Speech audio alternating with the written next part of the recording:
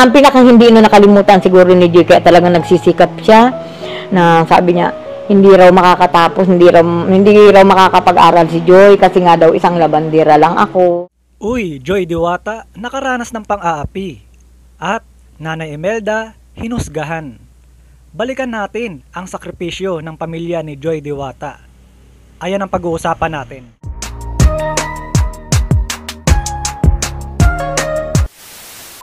Hello guys! Welcome back to my YouTube channel. Panibagong araw at panibagong reaction commentary video na naman ang ating gagawin. Pero bago tayo magsimula, gusto ko muna kayong batiin ng good morning, good afternoon, good evening. Kung nasan man kayo mga lokasyon ngayon, sana sa mabuti kayong kalagayan. At mega love shoutout kay Kuya Bal, Ate Edna, Kalinga Prab. Suportahan natin guys. At mega love shoutout din sa aking mga kasamahan sa Karepa. Mega love shoutout kay Presbyrador. At mega love shoutout din kay Ma'am Anarita Reyes. Napakabait niyan guys, suportahan nyo po.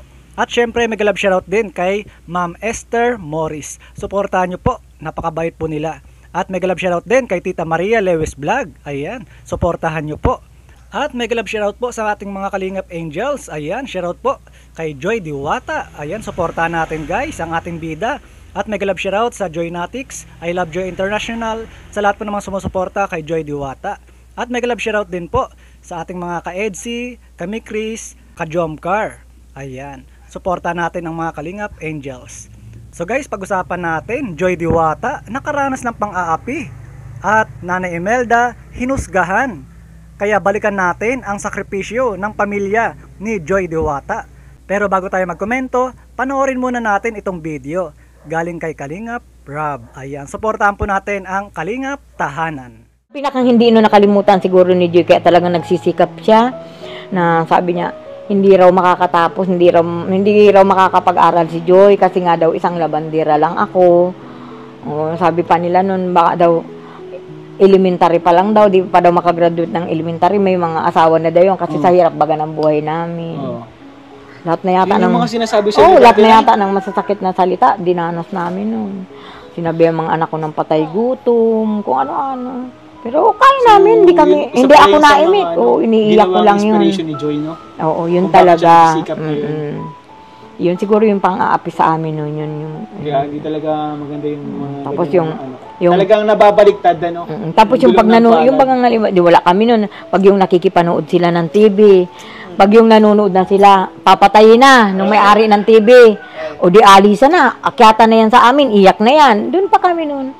Iyak na yan. O pag nag-alis na yung mga anak ko, saka na sila manunood. Grabe. Dinanas siya ng anak ko. Nasan pala yun ni Joy yung mga ganyang bagay, ano? Pero grabe, grabe yung mga naranasan. Talagang grabe ang dinanas ng mga anak ko noon. Pero samantala kayo na, model na, no? Pero kung ano meron kami, meron din ang kapitbahay namin ngayon. Grabe, Nay. Nay, ito, Nay. May abot pa kami, Nay, pang alawa siya dito ni baby. Salamat. Galing po ito, Nay, sa Kalingap Tahanan. At so ayun nga guys, napanood natin yung video. Grabe talaga yung pinagdaanan ng pamilya ni Joy Diwata. Nandyan po yung barong-barong yung bahay nila, yung tagpi-tagpi, marami pong mga nakalagay ng mga plastic, sako sa kanilang tahanan. At grabe yung sakripisyo ni Nanay Imelda.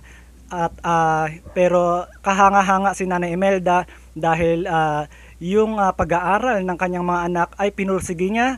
At hangang-hanga din ako sa mga anak ni Nanay Imelda dahil hindi sila bumibitaw sa lahat ng mga sakripisyo, sa lahat ng mga pagsubok na pinagdaanan nila ay hindi sila bumibitaw. Ayan. So nakaranas din po, kung napanood nyo yung video, nakaranas din sila ng mga pang-aapi, yung mga kapitbahay nila na kapag nanonood sila ng TV ay pinapatayan. So talagang grabe yung mga pinagdaanan nila Nanay Imelda at ng kanyang mga anak.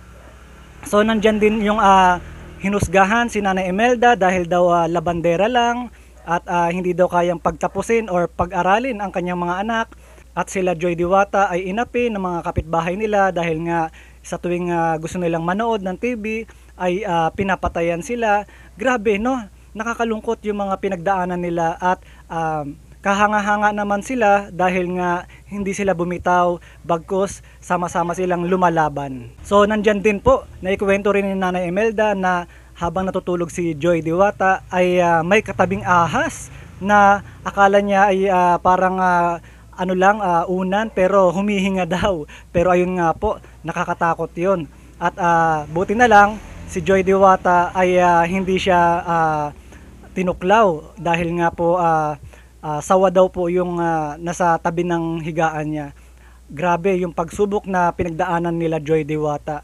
At mabuti na lang itong pamilya na ito ay talagang hindi po bumitaw at nananalig pa rin sa Panginoon. Kaya ito nga po, sa kabila ng pagsubok na pinagdaanan nila, ito na po ang naging dahilan at para sila ay bigyan ng biyaya ni Lord. At ayun nga po, sila po ay na-scout ni Kuya Andy, Kayakap Vlogs, at inireto kay Kalingap Rob at natulungan ng Team Kalingap. Ayan po, pero ayun po, naging daan lang po sila at talagang dininig ni God ang kanilang panalangin. At nakita naman siguro kasi yung kanilang paghihirap dahil hindi talaga sila bumibitaw, bagkus lumalaban sila. Ayan po.